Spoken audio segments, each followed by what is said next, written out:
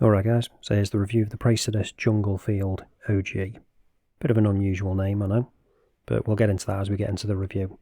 So this is actually the second watch I've checked out from Praesidus, the previous one being this one down here. If you haven't seen that one, I'll leave a link to that up in the top if you want to check it out. So this is actually an homage of the GG-W-113.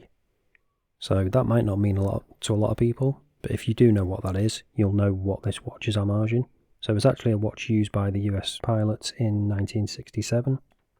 So I'll quickly show you the packaging. I'm not going to go into detail, but there is one interesting thing in here. So it's got the branding on the top there, and then inside we've actually got this. So put the box down for a second. So this is actually your warranty card, which I think is a nice little touch. Nice dog tag. Obviously just scan that QR code on there. But I do like the way they've done that. It's kind of fitting in with the theme of the watch. So we'll get this out of the way and we'll get down to the watch though. And here it is. So, yep, it's a pretty standard kind of look to it. That field style, kind of mixed with a pilot's watch almost in some bits, depending on what bits you're looking at. So as I say, there's quite a lot of interesting bits going on with what looks initially like a pretty plain watch that you might have seen before. But if you're not aware of what this is homaging, you probably won't know what the first thing is we're going to touch on. So let's go over the dimensions and then you'll be able to see. So first up, we've got a diameter of 34mm, which is in keeping with the original watch this is based on. Quite small by today's standards, so that might put some people off straight away. Others, if you've got a smaller wrist, you might really like that. Then we've got a thickness of 9.5, so nice and thin there. Lug width of 18, and then the all input on lug to lug is coming in at 41.4mm. So some really nice compact dimensions. And then when it comes to the weight, there's a few different strap options with this, but with this canvas strap I've got it on, the light brown one, it's coming in at about 39 grams. They also do it with a black canvas strap or a leather strap, which I think is also black, so that might vary the weight with the black leather one, but it's going to be around the same kind of area. It's not going to be too much either way, I don't think. It's going to be a light watch, no matter what you're getting it on. So, seeing as we're talking about the strap, let's take a closer look at it and talk about it in a bit more detail. So we've got the nice sandblasted hardware there on the buckle, which is matching the cases, which is also sandblasted as well. Nice stitching on the strap there. Again, as I said, it's canvas strap, this one. And I do really like the way they've done the stitching on this. Nice attention to detail, and it'll last as well. Then we've got the leather backing on there. You've also got the quick release, so if you do want to swap it out, you can do so quite easily. Then with the case back, we've got the Praesidus branding on there, Jungle Field. The fact that it's assembled in America and it's a Swiss quartz movement with 50-meter water resistance. You can also see as well it is just a snap-on case back. But again, with it being a quartz movement and only 50-meter water resistance, that's not really too big a deal. Flicking around to the side of the watch, you can see we've got a sterile crown there. We've also got drilled lugs, which is interesting considering we've got quick release on the bracelet, so you don't really need that. But I guess it depends on what straps you're going to be putting on it. If they don't have quick release, you're probably going to appreciate that. You can also see we've got the really nice domed crystal there. We'll be checking out in a bit if it is sapphire. And as I mentioned before, we've got that sandblasted case, which again, is really nicely done. So now let's take a closer look at the dial, talk about that in a bit more detail. So I initially thought this was a fully printed dial, but it turns out that the numbers 1 to 12 are actually applied, which hopefully I'll be able to show you.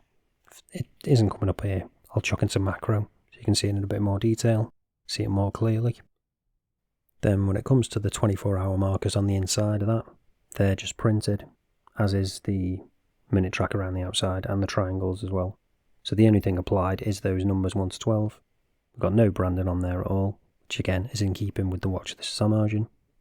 So when it comes to the proportions on those hands, they're all nice. So that second hand is coming into the minute track, as is the minute hand. And then the hour hand is just on the edge of that 24-hour inner section. So you can easily read them as well. And if I turn it so you can see it straight on, you can see the second hand is pretty much hitting those markers. So that's pretty good. It's not bang on, but it's close enough, I guess. So as I mentioned, we've got a domed crystal on this, so you can see we've got a little bit of distortion around the edges. You might also be able to tell as well, we've got an ever so slight hint of blue in that AR. So there isn't a lot of AR on it. Could maybe do with a couple more layers, but it's still quite legible. And speaking of that crystal, the listing actually says that it's mineral crystal with a sapphire coating. So let's test that out and find out if that's true or not. Using the trusty diamond selector tool. So based on what I've experienced using these before, that's reacting more like mineral crystal. Doesn't appear to have any sapphire on it based on what I'm testing, but perhaps there isn't that much on it. I'm not entirely sure. That's going to be one of those where you're going to have to assess it as you see it. As I say, based on what I've tested, that's reacting more like mineral. So now let's talk about this movement in a bit more detail.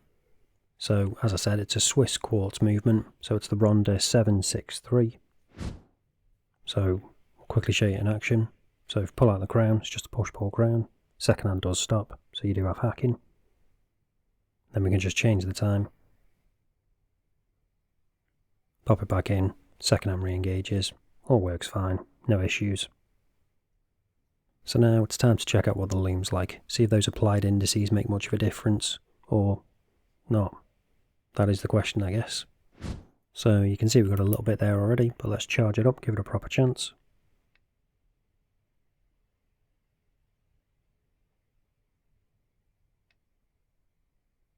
And there you go. So as you can see, we've got what looks like a nice green glow of C3. Doesn't actually specifically say on the website what lume that it uses, but I'm pretty sure it is C3. And we've got plenty of it, as I said.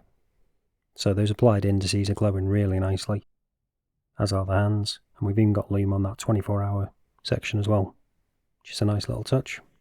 And then we've even got lume on those triangles on the minute track as well. But as I said, that is just printed, as are the 24-hour sections, whereas the 1 to 12, that is actually applied. So you can see already there is a bit of a difference between the lume on them and the hands. So obviously the bits that are applied are going to be brighter than the bits that are just printed. But it's still pretty good lume either way. And there's no patchiness or anything like that. So eventually that 24-hour section and those triangles on the minute track are going to disappear.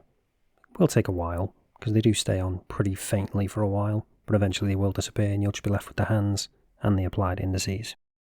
So overall, bit of a mixed bag in terms of lume, but for the bits you need, the bits you're really going to be able to use to actually tell the time, they're going to hang on a decent amount of time. Not the best lume I've ever seen, but good enough. So you're probably wondering now, how much is all this going to cost you? So it's $195, £155 and €178. So no, it's not the cheapest of watches, but this isn't an AliExpress watch. This is a Microbrand watch, which is assembled in America, and it's got a Swiss quartz movement in it, so it's going to cost a little bit more. I personally think it's pretty reasonable, considering what you're getting, when compared to similar brands doing similar homages of this watch.